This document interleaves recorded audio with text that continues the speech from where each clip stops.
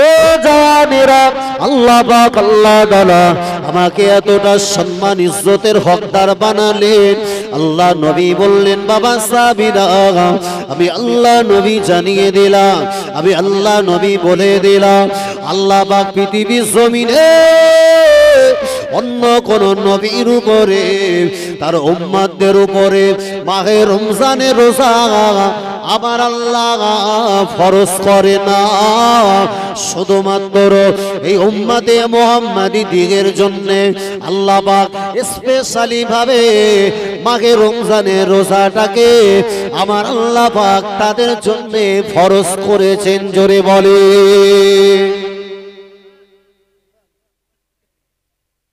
কিছু লোক তো আছে আবার রোজা আসলে এর গ্যাস্ট্রিক আলসার বেড়ে যায়, বুঝতে পেরেছো?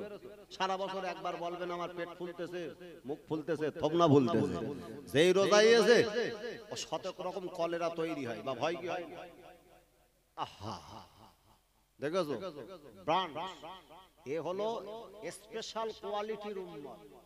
এ নিজে বলে উম্মতে মুহাম্মাদি হইছি, আমার কত ফখর, আমার কত গর্ব যে কাজ করতেছে অন্যান্য নবীর উম্মতেরা যা করেনি তাই এরা করে। ও জাওয়ানেরা, আল্লাহ নবী, আমার নবী মক্কা ছেড়ে মদিনাতে যাবার পরে আল্লাহ পাক আমার নবীর উপরে ইসলামের দ্বিতীয় খ্রিস্টীয় সনে আল্লাহ পাক আমার নবীর উপরে কোরআনের আয়াত নাযিল করলেন।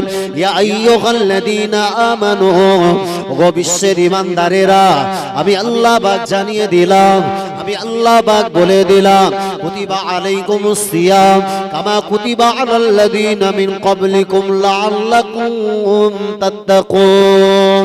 আল্লাহ পাক জানালেন, ও উম্মতে মুহাম্মাদিরা, আমি আল্লাহ পাক তোমাদের জন্য মাহে রমজানের রোজা দিলাম।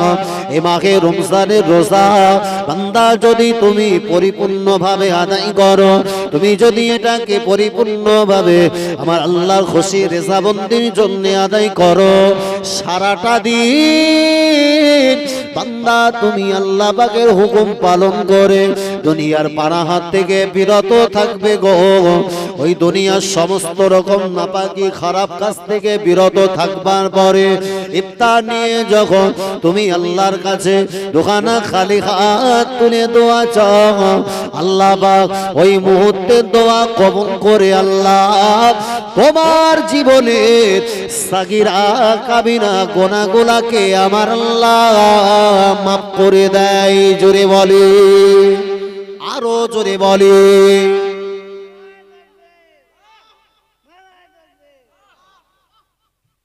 এ বাবা, তাহলে বললাম আল্লাহ উম্মতে মুহাম্মাদির জন্য স্পেশালি ভাবে মাহে রমজানের রোজা দিয়েছে, যেটা কোন নবী পয়গম্বর কে আল্লাহ দেয়।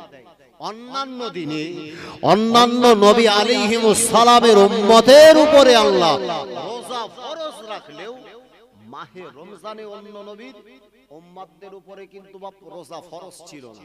যাদেরকে দিয়েছেন এরা হচ্ছে অনলি ফর উম্মতে মুহাম্মাদি। একবার জোরে বলেন, একে আল্লাহ শ্রেষ্ঠত্বের আসন আল্লাহ দিলেন কি দিলেন না? বান্দা তোর জীবনের গুনাহ হবে আমি আল্লাহ জানি, তোর ভিতরে চতুর্মুখী ফিতনায় নিমজ্জিত থাকবে, তোর ফিতনায় পড়ে যদি কোনো পাপাচার করে ফেলিস, বান্দা মাহে রমজানে রোজা রেখে দুখানা খালি হাত তুলে আল্লাহকে বল, আল্লাহ আমি ভুল করে ফেলেছি, আল্লাহ বান্দা দিকের জন্য বড় দয়াময়, আল্লাহ বান্দা দিকের জন্য বড় করুণাময়। বান্দা যদি ওই ইফতার সম্মুখে নিয়ে চোখের দুখানা ফোঁটা পানি যদি নিজে গোনার কথা স্মরণ করে যদি বান্দা কাঁদে, বান্দার চোখের পানি নাকের ডগাতে আসবার আগে আল্লাহ বান্দার জীবনের সাগিরা কাবিরা গোনাগুলা কেউ আল্লাহ মাফ করে দেয়। একবার জোরে হবে না? আমাকে আল্লাহ সম্মান দিয়েছে রে বাবা, আমাকে আল্লাহ ইজ্জত দিয়েছে, অথচ মাহে রমজান আমার জন্য আল্লাহ উপহার দিয়েছে। বললাম কোন নবীর দেন, তাহলে আমার দিয়েছে, তাহলে আমার একটা স্পেশালিটি, আমার একটা পৃথিবীর জমিনে আমার বৈশিষ্ট্য আছে না? যারা মাহে রমজানের রোজা পায়, ওই প্রথমেই বললাম কিছু মানুষের মাহে রমজানের আসলে গ্যাস বেড়ে যায়, বুঝো। আবার কিছু মানুষ এমনও আছে, রোজা রাখার কথা বললে আল্লাহ সারাটা বছর দিল ভালো, একটা মাস কি করতে আল্লাহ উম্মতকে কষ্ট দিচ্ছে, এই উম্মতের কষ্ট দেওয়ার জন্য আল্লাহ রোজা দিয়েছে। আল্লাহ বলেছেন ওই আয়াতে, লাআল্লাকুম তাত্তাকুন, যদি তুমি রোজা রাখতে পারো আল্লাহর নিকটবর্তী হবে। এক বছরে হবে না, তুমি যদি আল্লাহর নিকটবর্তী হতে পারো, তুমি যদি আল্লাহর কাছাকাছি হতে পারো, এই দুনিয়াতে এবং আখিরাতে আপনার ভালো হলো না খারাপ। মেয়েদের জন্য তো আল্লাহ ছাড় দিয়েছে, মেয়েদের মাসিক পিরিয়ড কালীন সময়ে আল্লাহ তাদের জন্য মাহে রমজানের রোজাটাকে মহান স্রষ্টা ছেড়ে দিয়েছে। যতদিন মাহে রমজান তোমার ওই পিরিয়ড চলতে থাকবে, কেননা পৃথিবীর বুকে আমি এমন একটা ধর্ম পেয়েছি বাবা, আপনি ইসলাম সম্পর্ক নিয়ে কখনো আপনি গবেষণা করেন, পৃথিবীর বুকে যে ধর্ম পেয়েছে আপনি কখনো কোনোদিনের জন্য একটাবারের জন্য আপনি উপলব্ধি করতে পারেন, আপনার কত খুশনসিব জানেন। আহা, এই যে সমস্ত মায়েদের নাপাকি পিরিয়ড চলে সেই সময় তাদের জন্য রোজা রাখা কষ্টকর হয়, তাই স্রষ্টা বিধায় নাপাকি হালাতে তাদেরকে রুখসাত দিয়েছে। এক বছরে বলে বেটা ছেলে তো ওই সব কিছু হয় টয় বলে তো মনে হয়, কচি তুমি ছাড়বা কেন, তোমার তো নাপাকির পিরিয়ড হয় যে। আহা, দেখবেন মাহে রমজান আল্লাহ উম্মতে মুহাম্মাদিকে দিল, তবে কিছু মানুষকেও আল্লাহ রুখসাত ছাড় দিয়েছেন। তার ভিতরে যদি পৃথিবীর জমিনের একটা প্রেগন্যান্সি মা, প্রেগনেন্ট, তার পেটের ভিতরে বাচ্চা রয়েছে, এ বাবা যদি 10 ঘন্টা 12 ঘন্টা 16 ঘন্টা 18 ঘন্টা যদি আমি সারাদিন খানা পিনা না করি, আমার পেটের ভিতরের বাচ্চা কষ্ট হবে কি হবে? আল্লাহ বান্দাদিগের জন্য কত সুন্দর বিধান দিলেন। আল্লাহর কোরআন বলেছে, লা ইকাল্লিফুল্লাহু নাফসান ইল্লা উসআহা, আমি আল্লাহ তোমাদের উপরে এমন একটা ইসলামী বিধান দিয়েছি যা তোমাদের উপরে জোর করে আমি আল্লাহ চাপিয়ে দেই। একবার জোরে হবে না, চিল্লে হয় না, নারে তাকবীর, নারে তাকবীর। ও জানেরা, আল্লাহ পাক পৃথিবীর জমিনে আমাকে এত সম্মান ইজ্জতের হকদার করলেন বাবাজি। আল্লাহ পাক এই পবিত্র মাহে রমজানে আল্লাহ উম্মতে মুহাম্মাদি দিগের জন্য আল্লাহ পাক বললেন, ও উম্মতে মুহাম্মাদিনা, আমি আল্লাহ পাক প্রথম 10টা দিনে আমার উম্মতের জন্য রহমত রেখেছি, বাকি 10টা দিনে 20টা রোজার ভিতরে আমি আল্লাহ পাক তোমাদের জন্য মাগফিরাত রেখেছি গো। আর বাকি 30টা দিনে, বাকি 10টা দিনেতে উম্মতে মুহাম্মাদি দিগের জন্য আমি আল্লাহ তাআলা তাদের জন্য নাজাত নামীয় উপহার দান করেছি। জোরে বলে ও জওয়ানেরা, যুবকেরা, আল্লাহ নবী বললেন, বাবা সাহাবীরা, আমি আল্লাহ নবী জানিয়ে দিলাম, আমি আল্লাহ নবী বলে দিলাম, আল্লাহ পাক পৃথিবীর জমিনে আমাকে যেমন সম্মানিত করলেন, আমি আল্লাহ নবী ঘোষণা দিলাম কিয়ামতের দিন ময়দানে মাশারে আল্লাহ পাক কিছু বান্দাকে স্পেশালি ভাবে আলাদা আলাদা আলাদা করে আল্লাহ কিয়ামতের দিন তাদেরকে আলাদা করে রেখে দেবে। ওদের হাতে থাকবে একটা মতির প্লেট, ওদের হাতে থাকবে একটা নূরের তাজাল্লি ঝলমল করা প্লেট, তার উপরে আল্লাহ জান্নাতি কিছু খাদ্য দেবে। আল্লাহ নবী জানান, ও আমার সাহাবীরা, আমি আল্লাহ নবী জানিয়ে দিলাম, আমি আল্লাহ নবী বলে দিলাম, উম্মতে মুহাম্মাদি দিগের জন্য আল্লাহ পাক মাহে রমজানে যে রোজা ফরজ করেছে, আল্লাহ যারা রোজাদার বান্দা হবে আমার আল্লাহ পাক আল্লাহ তাআলা কিয়ামতের দিন মুসিবতের দিনেতে আমার আল্লাহ তাআলা এই রমজানের রোজা পালনকারীদের জবান থেকে আমার আল্লাহ পাক মিশকে আম্বারের মতো সুগন্ধি নির্গত করে দেবেন। জোরে বলে গোটা হাসরবাসী চিনতে পারবে, গোটা হাসরবাসী বুঝতে পারবে এটা অবশ্যই পৃথিবীর জমিনের উম্মতে মুহাম্মাদি যাদেরকে আল্লাহ মাহে রমজানের রোজা দিয়েছিলেন, যার কারণে মাহে রমজানের রোজা পেয়ে এই সমস্ত বান্দাগুলো দিনের বেলা রোজা রেখে আল্লাহর খুশিতে নিজের জীবনকে কোরবান করেছিলেন। একবার জোরে বলে। কিন্তু যদি ওই উম্মতে মুহাম্মাদি মাহে রমজানে রোজা রেখেছে যারা, তার মুখের সুগন্ধি কিছু শ্রেণীর মানুষের জবান থেকে দুর্গন্ধ বার হয়, তার দুর্গন্ধের কারণে গোটা আসমান জমিন যেন আন্দোলিত হবে। কিয়ামতের মাঠে সমস্ত মানুষ কোলা দাঁড়িয়ে এদেরকে দেখে চিনতে পারবে এরা হচ্ছে পৃথিবীর জমিনের দুনিয়ার বুকে বেঁচে থাকা অবস্থাতে এরা কখনো স্রষ্টার খুশির জন্য রোজা রাখে। বাবা দেখবেন পৃথিবীর বুকে এমন কিছু মানুষ যারা রোজা আসলে বলে, আল্লাহ তো আমার কোন দিক থেকে টাকা পয়সার অভাব করিনি রে, আল্লাহ কি আমার ফকির করেছে? যাদের টাকা পয়সা নেই, যাদের খাওয়া হয় না, ওরা রোজা করুক, আমরা করব। এই রকম কাট বেঈমান সমাজে আছে না নেই? আল্লাহ আমাকে শ্রেষ্ঠত্বের একটা ইসলামী বিধান আমার জন্য দিয়ে আল্লাহ যখন আমার নসিবকে বুলন্দ করেছেন। বাবাজি, আপনি কখনো ইসলাম সম্পর্কে গবেষণা করেন? আপনাকে উম্মতে মুহাম্মাদি করে আল্লাহ আপনার ইজ্জত বাড়ালেন, অথচ সেই উম্মতে মুহাম্মাদি নিজের পরিচিতি বহন করবার পরেতে হারাম পানি খায়। তাকবীর দাও তো বাপ, নারে তাকবীর। এই আপনাদের পীরের আওলাদ এসেছেন বাবা, আপনারা খুশি না? একটু খুশিতে তাকবীর হোক তো, নারে তাকবীর। পিছনের ভাইয়েরা খুব ফাঁকিবাজ, হ্যাঁ জলসা শেষে তাবাররুক কিন্তু বাদ যাবে, বল একদম বেজে বেজে তাকবীর হবে সবাই উচ্চ আওয়াজে, নারে তাকবীর, নারে তাকবীর। সিলসিলায়ে হক ফুরফুরা শরীফ, সিলসিলায়ে হক ফুরফুরা শরীফ, औलादे मुजाद्दिदुज ज़मान, औलादे मुजाद्दिदुज ज़मान, जनाब पीर साहिब हुजूर क़िबला, जनाब पीर साहिब हुजूर क़िबला, नारे तकबीर, दुरूद शरीफ, अल्लाहुम्मा सल्ले अला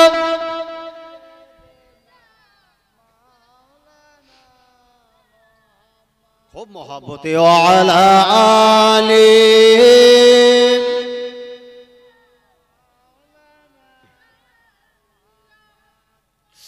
হে রাসূল তোমার ভালোবাসি,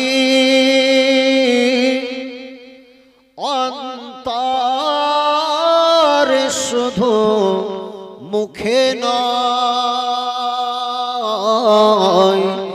জান্নাতের আশায় নয় হে রাসূল, জাহান্নাম কেউ ডরি না।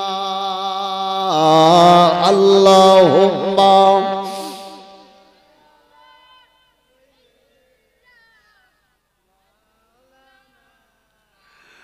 ওয়ালা আলি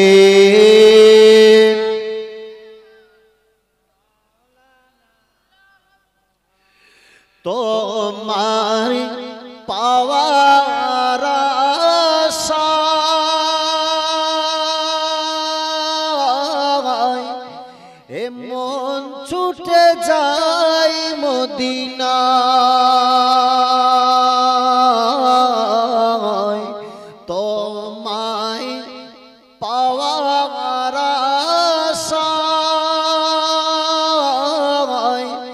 এ মন ছুটে যায় মদিনায়,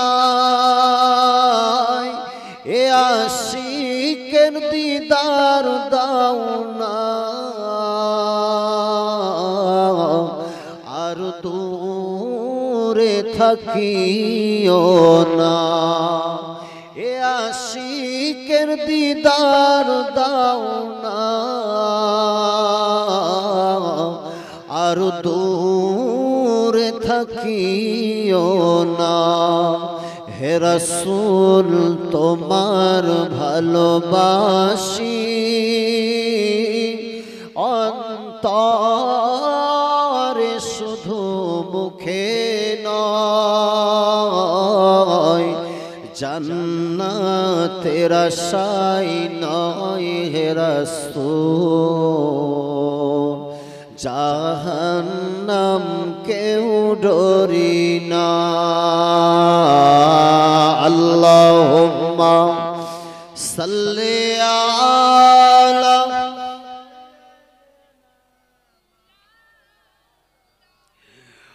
ওয়ালা আলি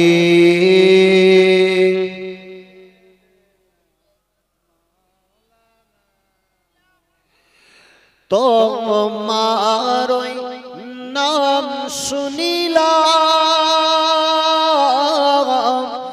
এ দু চোখেতে দেখলাম না,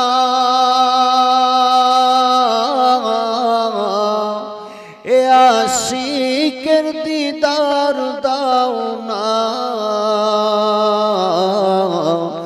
আর দূরে থাকিও না।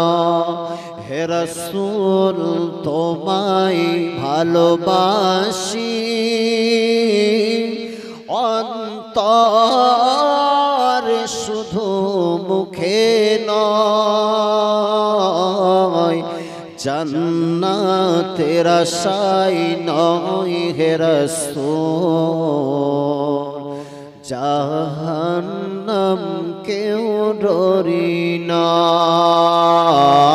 আল্লাহুম্মা সাল্লি আলা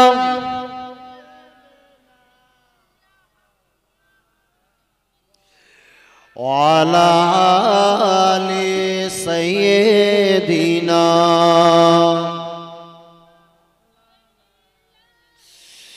ও আল্লাহ বাগে বান্দারা, আমি আপনাকে বলছিলাম পৃথিবীর জমিনে আমার আল্লাহ পাক উম্মতে মুহাম্মাদের কত ইজ্জত আমার আল্লাহ বাড়িয়ে দিলেন।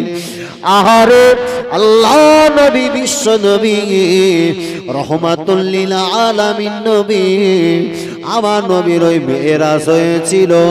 আল্লাহ নবীর ওই মেরাজের রাতে আমার নবীকে আল্লাহ পাক যখন দর্শন লাভ করালেন, আল্লাহ নবী ওই রাত্রে আমার আল্লাহকে জানালেন, আল্লাহ আমি আপনার দিদার লাভে ধন্য হলাম, আল্লাহ পাক আমি আপনার সঙ্গে সাক্ষাৎ লাভে ধন্য হলাম। ও রব্বুল আলামিন, আল্লাহ পাক আমার উম্মতেরা কি আপনায় দেখতে পাবে না? ওরা কি আপনার সঙ্গে দিদার লাভ করতে পারবে না?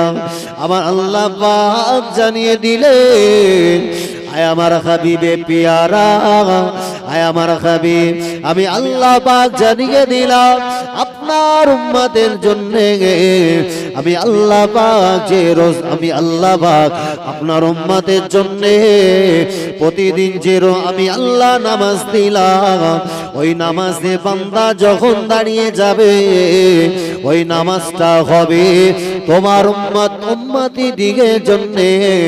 ওটাই হলো আল্লাহ পাকের দিদার লাভের মাধ্যম। জোরে বলি, বান্দা নামাজে দাঁড়াবে, স্রষ্টার সাক্ষাৎ লাভ, দিদার লাভে ধন্য হবে। এ বাবা, সাক্ষাৎ দিদার লাভ স্বয়ং যদি স্রষ্টার সঙ্গে হয়, আল্লাহর সঙ্গে আপনার সাক্ষাৎ যদি হয়, আমার জীবন খুশনসিব হবে রে। কিন্তু আজকে গোটা বিশ্বের মুসলমান কমিউনিটি যারা, আমার সমাজে অধিকাংশ মানুষ যারা বেনামাজি হালাতে জীবন যাপন করে, এই মানুষগুলা একটাবারের জন্য কি কখনো সমীক্ষা পর্যন্ত করে? পৃথিবীর জমিনে আল্লাহ যখন দুনিয়াতে আমাকে পাঠিয়েছে, অবশ্যই আল্লাহর দুনিয়াতে আমার পাঠানোর একটা খাস মাকসাদ আছে। আল্লাহ কোরআন কারীমের ভিতরে আল্লাহ ঘোষণা দিয়েছে, আল্লাযী খালাকাল মাউতা ওয়াল হায়াতা লিয়াবলুয়াকুম আইয়ুকুম আহসানু আমালা। একবার জোরে বলুন সুবহানাল্লাহ। আল্লাহ বললেন, পৃথিবীর জমিনে বান্দা তোমাকে আমি পাঠালাম, আমি আল্লাহ একটাবার তোমাকে টেস্ট করব, তোমাদের ভিতরে সর্বশ্রেষ্ঠ মানুষ কোন মানুষটা? আমি আল্লাহ ওই মানুষটা নেককার বান্দাকে আমি আল্লাহ দেখতে চাই। একবার জোরে বলে। প্রিয় ভাইরা, আমরা সচরাচর লক্ষ্য করে দেখি সমাজের মাঝখানে ইজ্জত তো তারাই পায়, সমাজের মাঝখানে সম্মান তারাই পায় যারা টাকা পয়সা ধন সম্পদের মালিক হয়। অথচ একটা মানুষ যদি অতি দরিদ্রতম মানুষ হয়, ওই মানুষটা যদি 5 ওয়াক্ত নামাজের সঙ্গে জীবন যাপন করে, ওই মানুষটা আল্লাহর রেজাবন্দির জন্য আল্লাহর হুকুম আহকাম মোতাবেক যদি জীবন যাপন করে, ওই মানুষটা দুনিয়ার মানুষ ইজ্জত না দিলেও আল্লাহর কাছে তার সম্মান আছে না? আল্লাহর নবী বিশ্ব নবীর ইন্তেকালের আগে আল্লাহর নবী একজন সাহাবা, ইসলাম জাহানের খলিফা, নাম হচ্ছে তার হযরত ওমর ইবনুল খাত্তাব রাদিয়াল্লাহু আনহু, একদিন আস্তে আস্তে গুটি গুটি গুটি গুটি পায়ে আল্লাহর নবীর নিকটস্থ হয়েছে। আল্লাহর নবী দ্বিপ্রহর দুপুর বেলা বিশ্ব নবী নিজের হুজরাতে একটু ঘুমন্ত হালত, কিতাবের ভিতরে এসেছে আল্লাহর নবী ঘুমাচ্ছিলেন, হযরত ওমর রাদিয়াল্লাহু আনহু নবীকে ডিস্টার্ব করেন না, নবী ঘুমের কোন রকম ব্যাঘাত ঘটান না। নবী যখন ঘুমাচ্ছে, এই নবীকে যদি জাগ্রত করে ওমর বিশ্ব নবীকে কোনোভাবে কষ্ট দিতে পারে না। ওমর পাশে চুপটি মেরে বসে রয়েছে। নবী কিছু সময় ওখানে নবীর চেহারা মোবারকের দিকে হযরত ওমরে ফারুক তাকিয়ে রইলেন। আহা, আমি আমার আজকের মূল আলোচনার প্রেক্ষাপট হলো উম্মত আমি একজনার, যে মানুষটি হচ্ছেন পৃথিবীর জমিনের সর্বশ্রেষ্ঠ মনীষী, আর তার ইজ্জতে আল্লাহ আমাকে ইজ্জত দিয়েছে, অথচ আমি সেই ইজ্জত আমি হারিয়েছি। সেই ইজ্জত সম্মান পৃথিবীর জমিনে আমি ভুলুণ্ঠিত করেছি, যার কারণে বেদিন আমাকে নীল নকশা করে আমার মারার প্ল্যান পরিকল্পনা করছে। দেখেন আজকে যে ভারতবর্ষের বুকে আমরা বসবাস করছি, ভারতবর্ষের বর্তমান পরিস্থিতি তো মোটেই আমাদের চোখে ভালো বলে মনে হয় না। তার কারণ এরা এক শ্রেণীর মানুষ চাইছে যারা সুপ্রিম পাওয়ারে বসে, এরা চায় ইসলাম পৃথিবীর জমিন থেকে মিটে যাক, ইসলাম বিনাশ হোক, ইসলাম ধূলিসাৎ হোক এবং মুসলমান ধর্মাবলম্বী মানুষ পৃথিবীর জমিন থেকে মিটে যাক। যার কারণে মুসলমানদের বিরোধী, মুসলিমদের এগেনস্টে সুপ্রিম কোর্টে বিভিন্ন রকম রায়, বিভিন্ন রকম প্ল্যানিং পরিকল্পনা চলছে রে। যার উৎকৃষ্ট এক্সাম্পল হলো আমাদের কাছে 2-1 বছর আগে ভারতবর্ষের বুকে একটা বিল পাস হলো, নাম তার হচ্ছে সিএএ। চেনো? বোঝো বাপ, চেনো না? সিএএ, যার মূলত বাংলা ভাষার তাৎপর্য হলো এই, বহিরাগত যারা মানুষ ভারতে এসেছিলেন তারা সবাই নাগরিকত্ব পাবেন শুধুমাত্র মুসলমান কমিউনিটি ছাড়া। মানে আমি বললাম আপনাদের আমি সবার দাওয়াত করলাম, শুধু আমার জোহর চাচা ছাড়া। তার মানে আপনি কি বলবেন যে এই লোকটা সবার দাওয়াত করেছে? একটা লোককে আমি বাদ দিয়েছি না দেই? আহা, মানুষ তো আর নাকে ভাত দেয় না, জাগা মতো দেয়। বোঝো, ভারতবর্ষের বুকে মুসলমানদের ঐতিহ্য যারা বিলীন করতে চেয়েছে, একটাবার আমি তাদেরকে সবিনয়ের সঙ্গে বলবো, মুসলমানদের অস্তিত্ব, মুসলমানদের ব্যাকগ্রাউন্ড একটাবার উন্মোচন করে দেখবা। যারা ইসলাম মেটাতে চেয়েছে পৃথিবীর জমিন থেকে তারা মিটে গেছে। যারা ইসলাম বিনাশ করতে চেয়েছে দুনিয়ার জমিনে আল্লাহ তাদের জুতো পেটা করে দুনিয়ার জমিন থেকে তুলে দিয়েছে। যার পৃষ্ঠ উদাহরণ হচ্ছে মিস্টার নমরুদ। চেনো বা? আহা, গোটা বিশ্ব রাজত্ব করতেছে। আল্লাহ বলতেছে নমরুদ একটু বাড়াবাড়ি হয়, বলতে কোনো বাড়াবাড়ি না, সাঙ্গ পাঙ্গলে ঘোড়ার পিঠে উঠেছে, ফাঁকা মাঠে গেছে, বলতেছে আমি হলাম তোদের রব আর আমার পাওয়ার দেখবি। এক শ্রেণীর মানুষ বলে যারা আল্লাহ রয়েছে ওই আল্লাহরে আমি মারব। কে বলতেছে বাপ? কথা বলো। নমরুদ বলতেছে কারে মারবে? আল্লাহরে মারবে। আল্লাহ বলতে সারা তোর তো সাহস কম। হ্যাঁ, আহা পাগলা পাগলা আস্তে আস্তে ঘোড়ার পিঠে উঠে ফাঁকা মাঠে গিয়ে তীর ছুড়েছে আসমানে। আল্লাহ বলতে দাঁড়া, তোর এলে একটুখানি খেলা, ওই তীরের মাথায় একটু কালার করে দিলে মানুষই দেহের রক্তের যে কালার ওটি একটু মাখিয়ে দেবে। আল্লাহ ওটা একদম সোজাসুজি ওর কাছে রিটার্ন। লোক সাঙ্গপাঙ্গ সৈন্য সামন্তদের ডেকে বলতে দেয় আমি না খোদার মেরে ফেলিস। আল্লাহ বলতেছে পাগলামির একটা সীমা থাকা ভালো। তুই যা পাগলামি করতেছিস এ পাগলামি মোটে আর মানায় না। তা দাঁড়া শায়েস্তা করার জন্য একটা হ্যান্ডিক্যাপ মশালো। হ্যান্ডিক্যাপ বলতে যে সোজাভাবে দাঁড়াতে পারে না, যখন দাঁড়ায় একটা ঠ্যাং উঁচু করে দাঁড়ায়। ওই যখন নাকের মধ্যে ঢুকে বন বন করা শুরু করেছে, যেই মারে সেই মারির সাথে সাথে ও লাফালাফি বন্ধ হয়ে গেছে। চুপ করে মার বন্ধ, উৎপাত শুরু। এ চিন্তা ভাবনা করেছে যদি মশার উৎপাত থেকে বাঁচতে হয়, মাথার মধ্যে কি আর কিছু ঘোললি বাপ ঠিক থাকে মাথা? এখন ও থেকে যদি বাঁচতে হয় তাহলে এক কাজ করতে হবে, টুকটুক করে মারতে হবে। আস্তে আস্তে মৃত্যু খানিকক্ষণ চুপ করছেন, এইবার বন বন করা শুরু করতে বলতে ওই 16 পাওয়ার দিস নি, একটু পাওয়ারটা কড়া দে। হ্যাঁ, যা লোক লস্কর ছিল শিফট অনুযায়ী ভাগ করা হয়েছে। বলতেছে 24/7, 1 মিনিটও বাদ না যায়, শুধু পেটা। কোথায় পেটাই, কারে পেটায়? রাজারে এমন জুতা পেটা করে যতক্ষণ পৃথিবীর জমিনে ওর মাথা আল্লাহ পৃথিবীর জমিনে বিনাশ না করে ততক্ষণ পর্যন্ত আল্লাহ ওর বাদরামিকে আল্লাহ দুনিয়ার জমিনে নিদর্শন করার জন্য জুতা পেটা পৃথিবীর মুখে নাম ছিল তার মিস্টার ফেরাউন। ভাবো, মুসলমানকে মেটাতে যাবা, পৃথিবীর জমিন থেকে তুমি মেটে যাবে।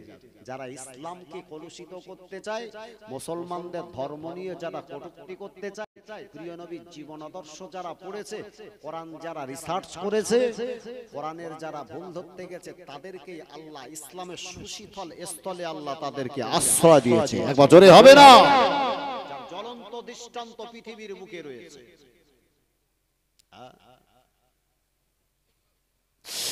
ও আল্লাহ বাগে বান্দারা, আল্লাহ নবী হাবিবুল্লাহ জনাবে মুহাম্মদুর রাসূলুল্লাহ সাল্লাল্লাহু আলাইহি ওয়াসাল্লাম, আল্লাহ নবী আমার আহারে আল্লাহ নবীর সঙ্গে খ্রিস্টান মানুষদের সঙ্গে একটা যুদ্ধ হলো।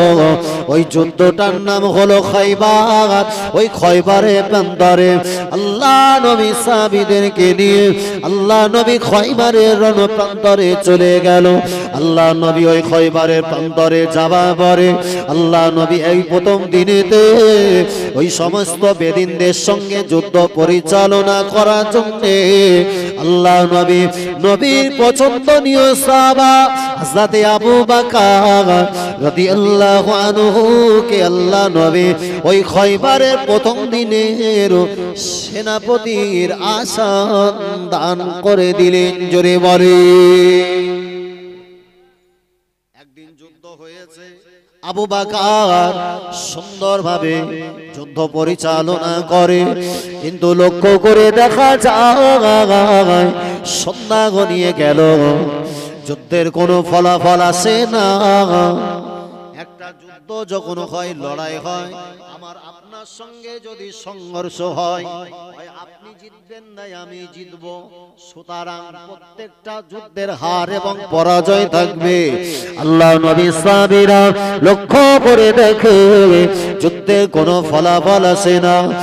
আরে আল্লাহ নবী দ্বিতীয় দিনেতে আমার নবীর কলিজা ছেড়া সাহাবা হযরত ওমর ফারুক রাদিয়াল্লাহু আনহুকে আল্লাহ নবী ডেকে বললেন, বাবা ওমর, আমি আল্লাহ নবী আজকে খয়বারের প্রান্তরে তোমাকে দ্বিতীয় দিনের সেনাপতি বানিয়ে দিলাম।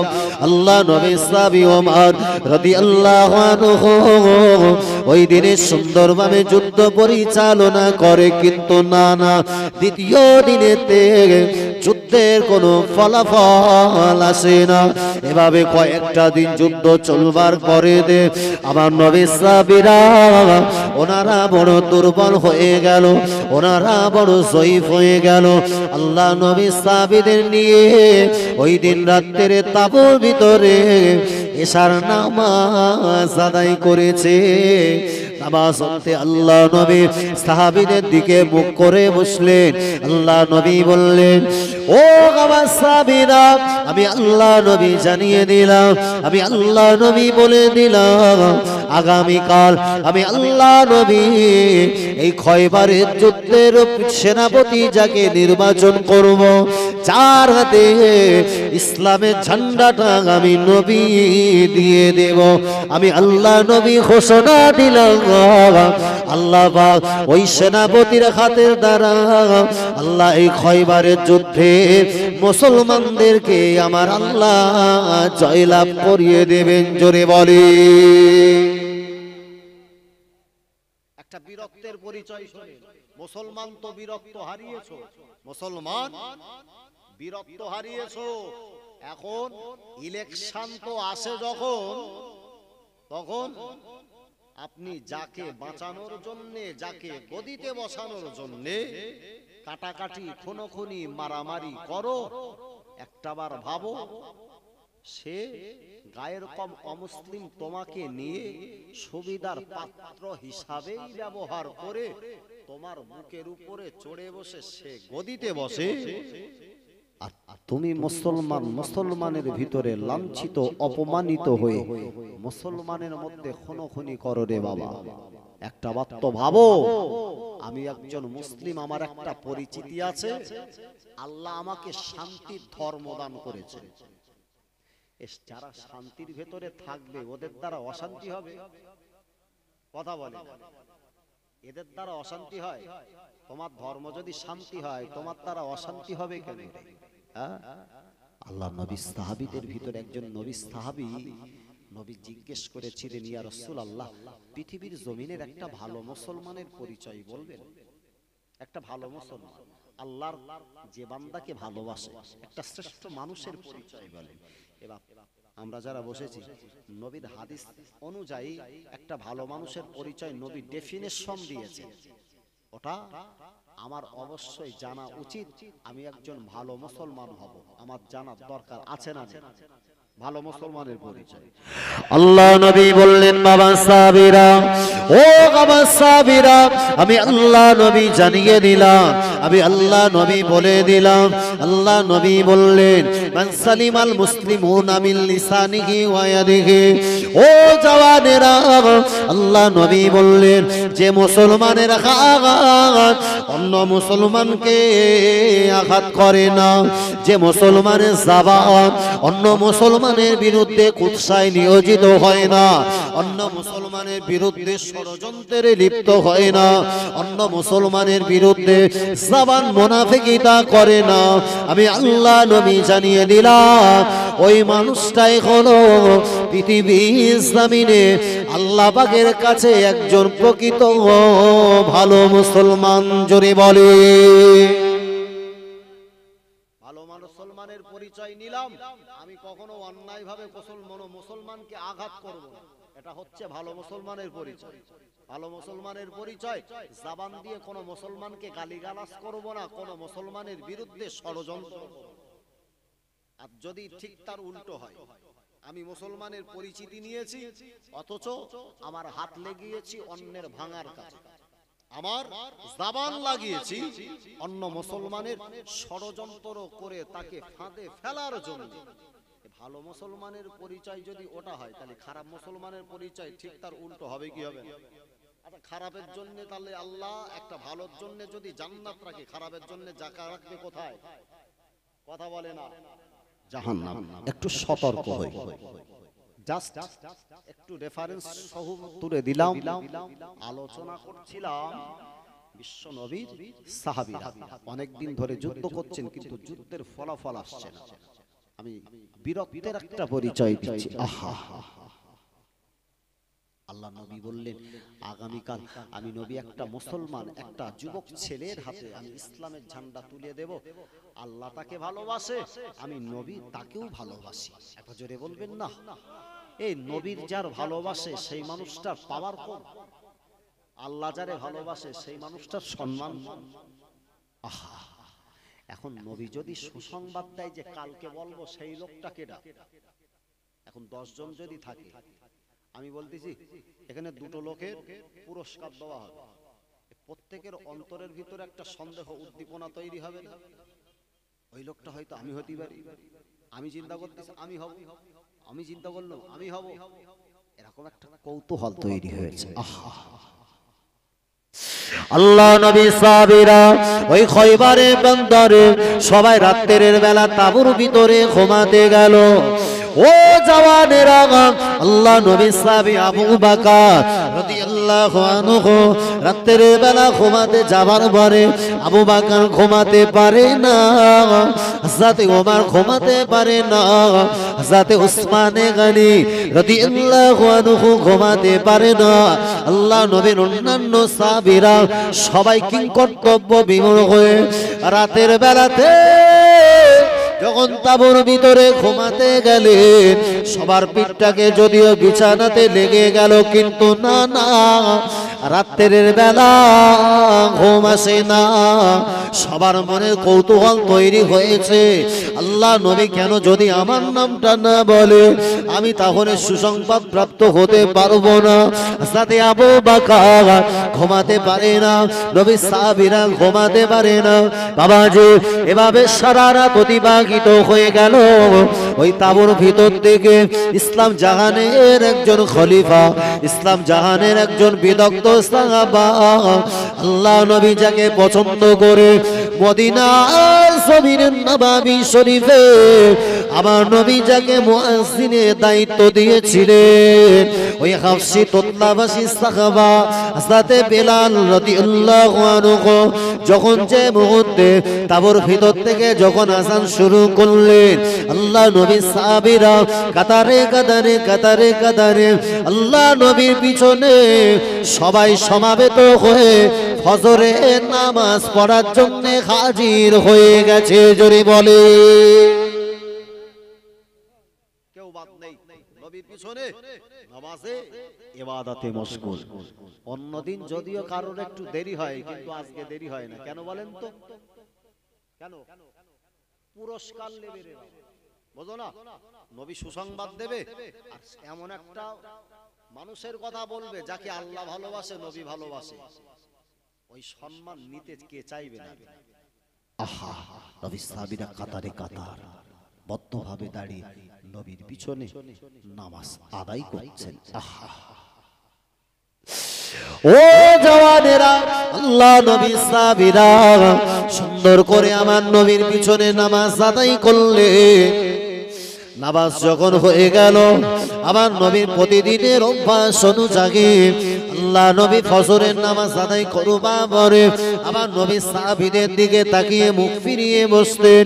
আল্লাহ নবী সাহাবীদের দিকে আমার নবী মুখ ফিরিয়ে বসবা পরে দে আল্লাহ নবী একবার ডাইনে তাকালেন, আল্লাহ নবী একবার বামে তাকালেন। নবী সাহাবীর সকলের চেহারার দিকে আল্লাহ নবীর নজর পড়ে যায়।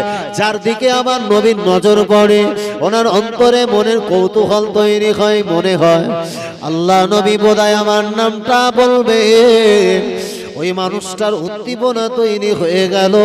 বাবাজি এভাবে আল্লাহ নবী এক পলক সবার দিকে তাকাতে শুরু করলেন, কারো কোনো সুসংবাদ দেন না। আল্লাহ নবী এক পর্যায়ে হযরত সিদ্দিকে আকবর হযরত আবু বকরকে ডাক দিলেন, ও বাবা আবু বকর, বাবা আবু বকর, আমার কলিজা চেনা সাহাবা, ইসলাম জাহানে যুবকদের ভিতর থেকে যে ছেলেটা আমার হাতে হাত দিয়ে কলেমা পড়ে মুসলমান হয়েছিল, বাচ্চাদের ভিতর থেকে যে ছেলেটা সর্বপ্রথম নবী হিসাবে মেনেছিল, আমার সেই সাহাবী আলী কোথায়? আমি আল্লাহ নবী কেন দেখতে পাই না গো? আল্লাহ নবী সাহাবীরা ওই সময় আমার নবীকে বললেন, ইয়া রাসূলুল্লাহ, ইয়া হাবিবাল্লাহ, হুজুর আলীর চোখ উঠেছে, আলীর চোখটা রক্তিমাকার ধারণ করেছে। আলীর চোখ উঠবার কারণে হযরতে আলী রাদিয়াল্লাহু আনহু পৃথিবীর জমিন সুন্দর করে দেখতে পায় না। এই কারণে হযরতে আলী নিজের তাঁবু থেকে বার হয় না। হুজুর আলী ফজরের নামাজে জামাতে আসতে পারে না।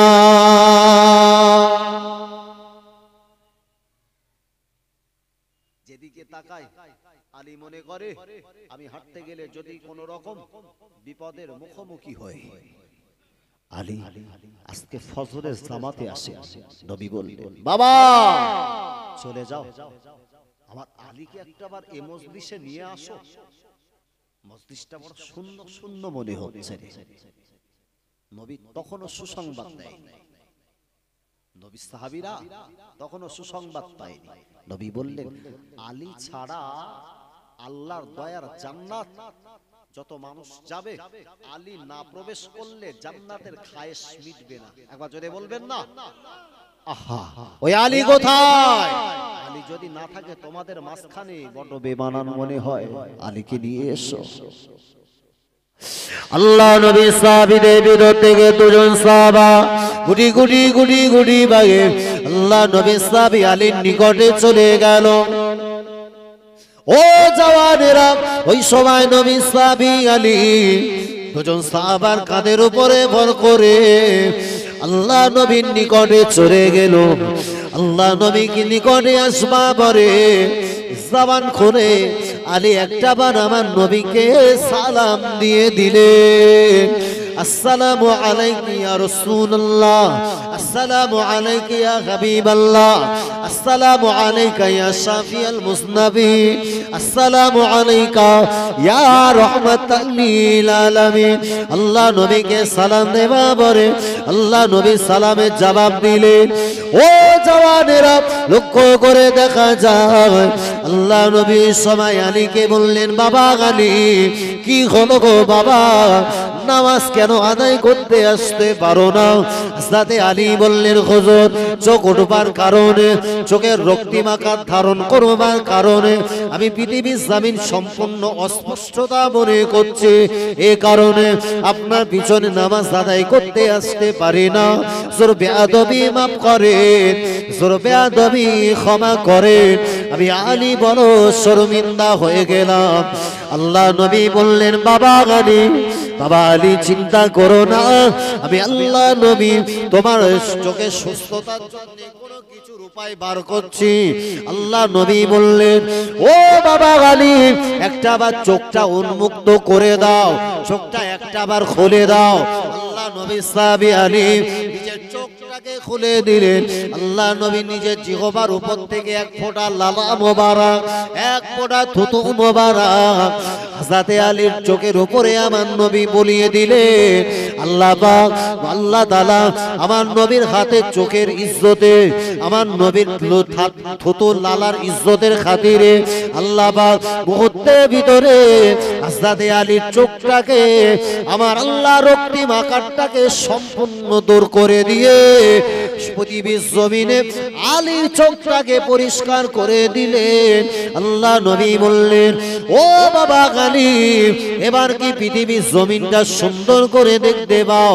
হযরতে আলী বললেন, ইয়া রাসূলুল্লাহ, ইয়া হাবিবাল্লাহ, যারা আমি পৃথিবীর জমিনটা আর কোন জায়গাতে অস্পষ্টতা মনে করি না।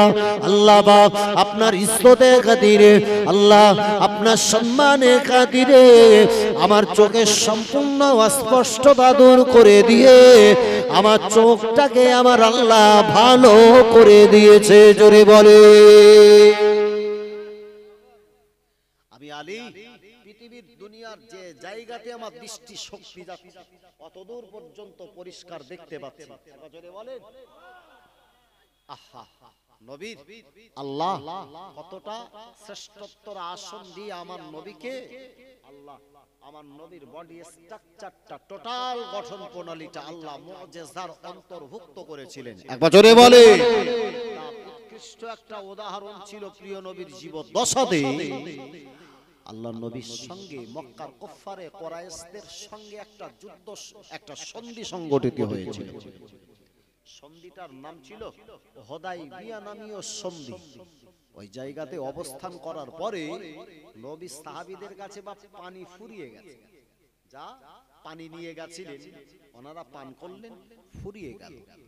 নবীর একজন সাহাবী নবীর কাছে এসে বলছেন, ইয়া রাসূলুল্লাহ, আমরা পানি পান করেছি, আমাদের কাছে মস্কে আর কোনো পানি নাই।